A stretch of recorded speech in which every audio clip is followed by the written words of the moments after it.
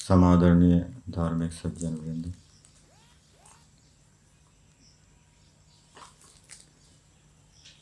वेद में बताया गया है कि जो साधक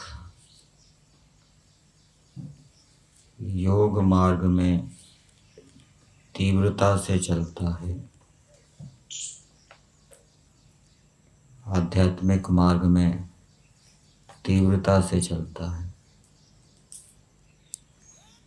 ईश्वर उसके ऊपर अनुग्रह करते हैं। और जो उपासक प्रेम पूर्वक ईश्वर की आज्ञाओं का पालन करता है, भक्ति रस से युक्त होकर ईश्वर की स्तुतियां करता है, वेद के अनुकूल चलता है, ईश्वर उसके अविद्या रूपी आवरण को दूर कर देता है। वहाँ उदाहरण दिया गया है कि जैसे गौएं बछड़ों को दूध से सींचती हैं प्रेम पूर्वक,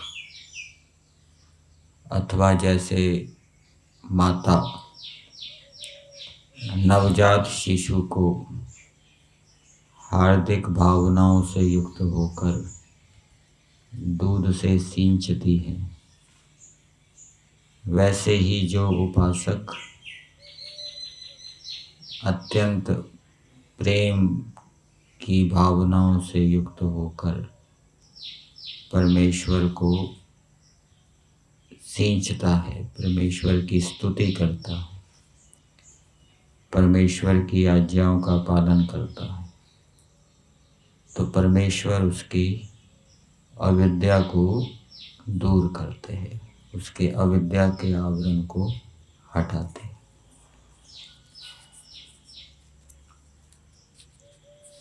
दोनों बातें आवश्यक हैं, ईश्वर के प्रति अत्यंत प्रेम और साथ साथ ईश्वर की आज्ञाओं का पालन, और इन दोनों का परस्पर संबंध है। जो वेद के अनुकूल चलते हुए, वेदाज्ञा का पालन करते हुए ईश्वर की स्तुति प्रार्थना करेगा, ईश्वर के विषय में विचार चिंतन करेगा, स्वाध्याय करेगा, सुनेगा, उसके हृदय में भक्ति रस उत्पन्न होगा। और जो वेद के अनुकूल नहीं चल रहा, वेद के विपरीत आचरण कर रहा है, मन इंद्रियां जिसके अपने वश में नहीं है, जो विषयों में फंसा हुआ है, वो यदि ईश्वर के गुणों को सुने, विचार करे, तो भी उसके हृदय के अंदर भक्ति रस प्रकट नहीं होगा। इसलिए हमें वेद के माध्यम से ईश्वर की आज्ञाओं को जानना चाहिए। वेदों में राजा के लिए उपदेश दिया गया है, आदेश दिया गया है, किसानों के लिए, व्यापारियों के लिए, उपदेशकों के लिए, अध्यापकों के लिए संदेश दिए गए हैं, विधान किया गया है, तो उन विधानों को जानना चाहिए। यजुर्वेद का 33वां अध्याय चल रहा है। कल हमने मंत्र संख्या 17 के ऊपर विचार किया था और उस मंत्र में परमेश्वर ने जो अधिकारी व्यक्ति होते हैं, जिनके नीचे अनेक व्यक्ति कार्य करने वाले होते हैं, वो कैसा व्यवहार करें उसके विषय में बताया था कि वो किसी के प्रति अपराध करने वाले ना हो, सबकी वो रक्षा करें, इस प्रकार से व्यवहार करें कि उनके अधीनस्थ व्यक्तियों की हानि ना हो। अधीनस्थ व्यक्ति यदि कोई त्रुटि करते हैं, दोष करते हैं, तो दंड भी दे, पक्षपात रहित दंड देने से उनकी रक्षा होगी। और यदि पक्षपात किया जाएगा तो उनकी हानि होगी। अनागा शब्द आया था मंत्र में। आगाह कहते हैं पाप को, अपराध को, और अनागा हो गया अपराध रहित। और जो सर्वोच्च अधिकारी व्यक्ति है, उसके नीचे रहने वाले जो छोटे अधिकारी हैं, वो भी धार्मिक होने चाहिए और सर्वोच्च अधिकारी उनसे भी अधिक श्रेष्ठ गुणों से युक्त होना चाहिए।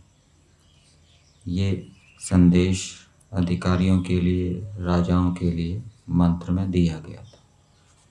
तो जो राजा, जो अधिकारी इस प्रकार से धर्म में प्रवृत्त होंगे, अपने कर्तव्य को न्याय युक्त करेंगे, तो वो उन्नति प्रगति को प्राप्त होंगे।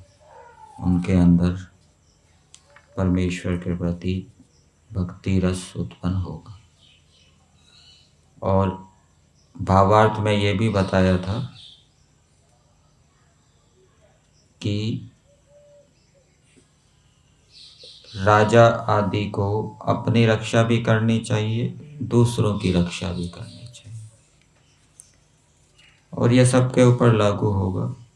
वानप्रस्थी है, सन्यासी है, ब्रह्मचारी है, गृहस्थी है, उनको अपनी रक्षा, अपनी आत्मा की रक्षा भी करनी चाहिए। अच्छे कार्यों को करके, धर्म के कार्यों को करके अपनी आत्मा की रक्षा करनी चाहिए, और फिर उन अच्छे कार्यों के लिए दूसरों को प्रेरित करके दूसरों की भी रक्षा करनी चाहिए।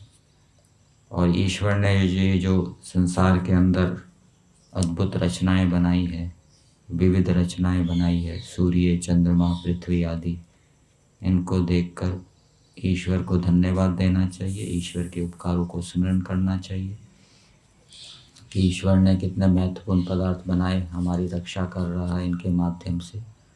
तो इस प्रकार से ईश्वर को धन्यवाद देने से भी, ईश्वर के प्रति कृतज्ञता प्रकट करने से भी ईश्वर के प्रति प्रेम भाव उत्पन्न होता है।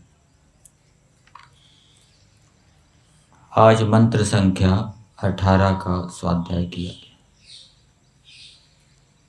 मंत्र है आपश्चित पिप्यो स्तर्यो न गावो नक्षन ऋतम जरितारः त इंद्र याहि वायुर्न नियुतो नो अच्छा त्वं ही धीभिर्दयसे विवाजान। मंत्र का देवता है इंद्र, और इंद्र पद मंत्र के अंदर भी आया है। और इस मंत्र की भूमिका में महर्षि दयानंद जी लिखते हैं, अध्यापक और उपदेशक क्या करें। अर्थात इस मंत्र में अध्यापक और उपदेशकों के कर्तव्य कर्मों को बताया गया है कि अध्यापक और उपदेशक समाज के अंदर किस प्रकार का व्यवहार करें। और इस वेदानुकूल व्यवहार को यदि वो करेंगे तो इससे उनकी जीवन में उन्नति प्रगति होगी।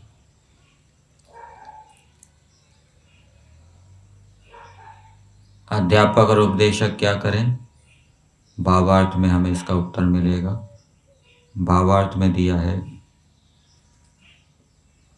जो पदार्थों के गुण कर्म स्वभावों की स्तुति करने वाले उपदेशक और अध्यापक। पदार्थों में चेतन पदार्थ भी हैं, जड़ पदार्थ भी है। चेतन पदार्थों में आत्मा है, परमात्मा है, और जड़ पदार्थों में पृथ्वी, जल, वायु आदि हैं। तो अध्यापक और उपदेशक इन पदार्थों के गुण कर्म स्वभावों की स्तुति करने वाले हों। ईश्वर के गुण कर्म स्वभावों की स्तुति करें। स्तुति का मतलब केवल गुण कीर्तन ही नहीं है, उनको धारण भी करें, व्यवहार के अंदर लाएं। इसी प्रकार से आत्मा के जो गुण कर्म हैं उनको जाने, समझे। इसी प्रकार से सांसारिक पदार्थों के गुणों को जानकर उनका उपयोग अपने और दूसरों के प्रयोजन की सिद्धि के लिए करें। तो ऐसे अध्यापक और उपदेशक होने चाहिए। उनको सांसारिक पदार्थों और आत्मा परमात्मा के विषय में बोध होना चाहिए। तो ऐसे हों तो सब मनुष्य विद्या में व्याप्त हुए दया वाले हों, और उनको जो विद्या प्राप्त हुई है उस विद्या को जिज्ञासु विद्यार्थियों को देना भी चाहिए। ये अध्यापक और उपदेशक का कर्म है। तो इस प्रकार से यदि वो अपनी विद्याओं को जिज्ञासुओं को देंगे तो जिज्ञासु भी विद्वान होकर फिर वो भी दयावान होंगे, वो भी अपनी विद्याओं को आगे देंगे। इस प्रकार से ये परंपरा चलती रहेगी। चिराग से चिराग जलता है। अब मंत्र के पदों को पदार्थ के माध्यम से देखते हैं।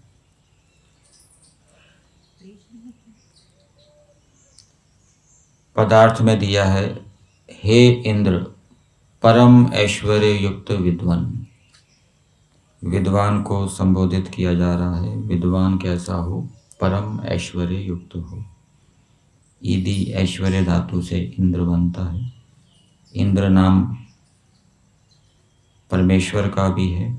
ईश्वर भी ऐश्वर्य युक्त है, ऐश्वर्य को देने वाला है।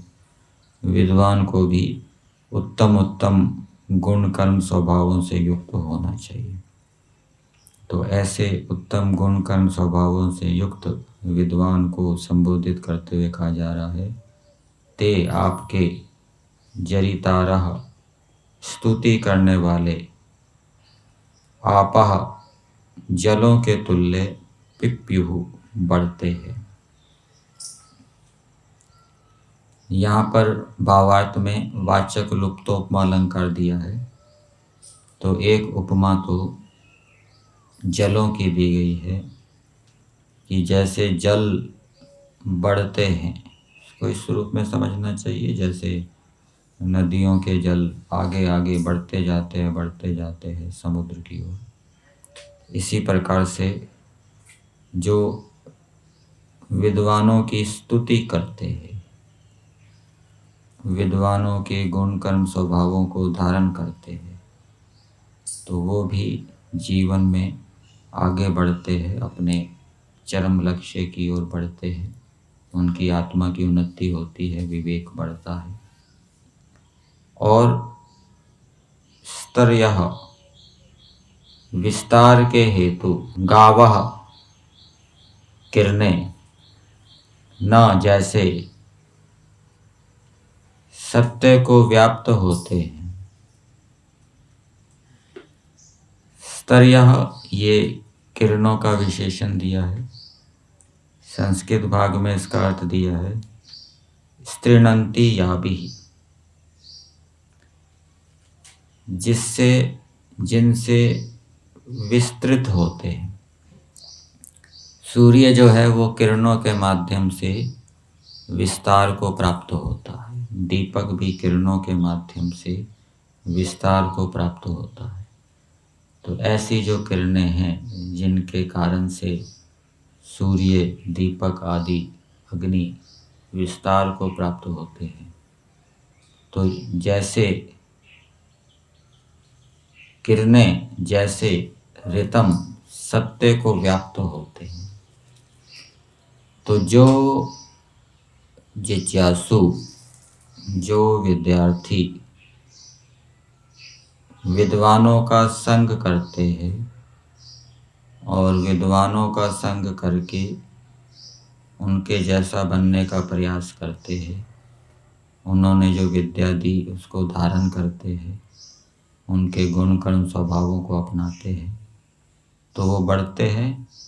और साथ साथ दूसरा इसमें उपमा दी है किरणों की, कि जैसे किरणें पदार्थों को व्याप्त होती है, सूर्य की किरणें हैं वो पृथ्वी को व्याप्त होती है, प्राप्त होती है, वैसे ही विद्वानों की स्तुति करने वाले, निंदा करने वाले नहीं, स्तुति करने वाले, वो सत्य को व्याप्त होते हैं, वो सत्य को प्राप्त होते हैं, सत्य आचरण में उनकी श्रद्धा होती है। वैसे वायु पवन के तुल्य वाजान विज्ञान वाले हम लोगों को और वायु के वेग आदि गुणों को आप अच्छे प्रकार प्राप्त होजिए। तो कुछ मनुष्य एक विद्वान को संबोधित करते हुए कह रहे हैं कि आपकी स्तुति करने वाले बढ़ते हैं, आपकी स्तुति करने वाले सत्य को व्याप्त होते हैं, सत्य को जानते हैं, समझते हैं। सत्य अनेक विषयों में होता है। ईश्वर के विषय में क्या सत्य है, क्या असत्य है, आत्मा के विषय में क्या सत्य है, क्या असत्य है, इसी प्रकार से भौतिक पदार्थों के विषय में क्या सत्य है, असत्य है। सत्य को वो जानते हैं, उसको प्राप्त होते हैं। ऐसे आप हैं, तो ऐसे आप हमको प्राप्त होजिए, अर्थात हमें अपनी विद्या दीजिए। और दूसरा विद्वान को कहा जा रहा है वायु के वेग आदि गुणों को भी आप अच्छी प्रकार से प्राप्त होजिए।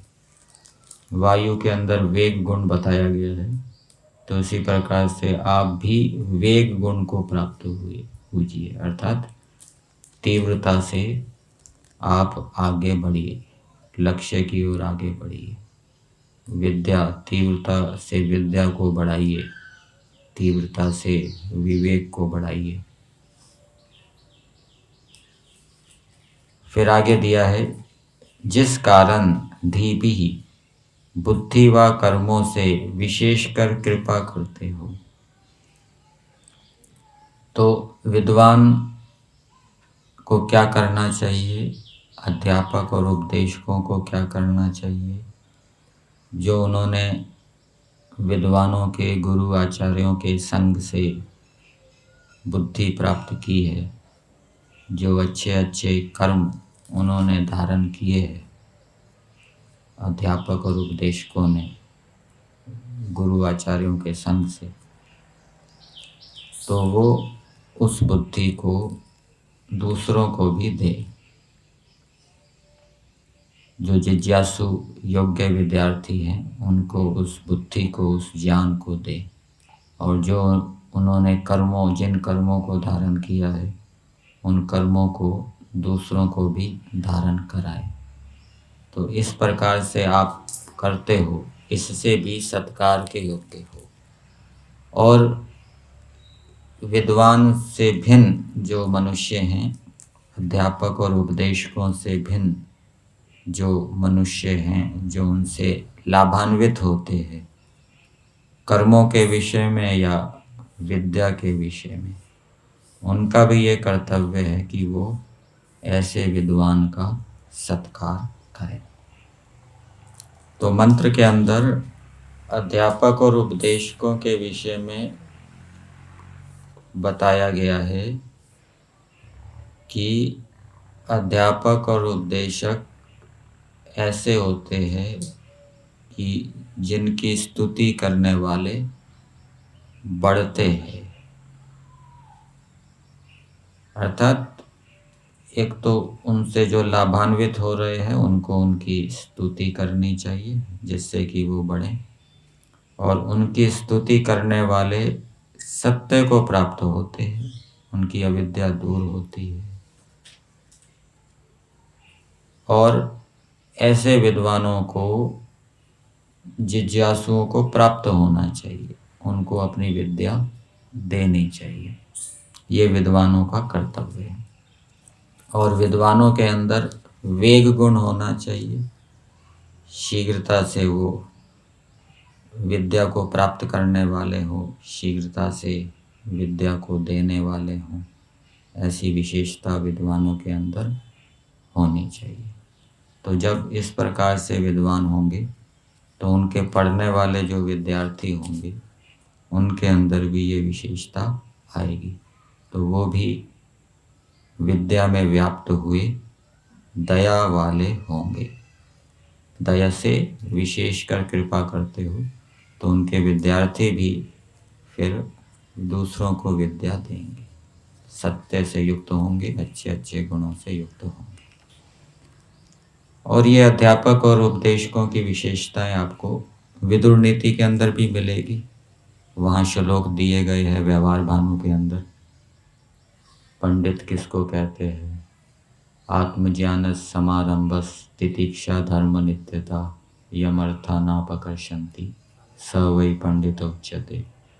जो आत्मा परमात्मा को जानने वाले हैं, जो तितिक्षा से युक्त हैं, मान अपमान निंदा स्तुति हानि लाभ को सहन करने वाले हैं, और जिनको कोई विषय, सांसारिक विषय अपनी ओर आकृष्ट नहीं करता, जो विषयों से आकर्षित नहीं होते। निषेवते प्रशस्तानि निंदितानि न सेवते अनास्तिका श्रद्धाना एतत् पंडित का लक्षण। तो जो सदा अच्छे कार्यों का ही सेवन करते हैं, धर्मयुक्त कार्यों का सेवन करते हैं, निंदित कार्यों का कभी सेवन नहीं करते, और जो वेद, ईश्वर और विद्या में श्रद्धा रखने वाले होते हैं, तो अध्यापक और उपदेशकों को जो विद्याएं उनके पास हैं उन विद्याओं में उनकी श्रद्धा होनी चाहिए, और देने में भी उनकी श्रद्धा होनी चाहिए, पढ़ाने में भी उनकी श्रद्धा होनी चाहिए।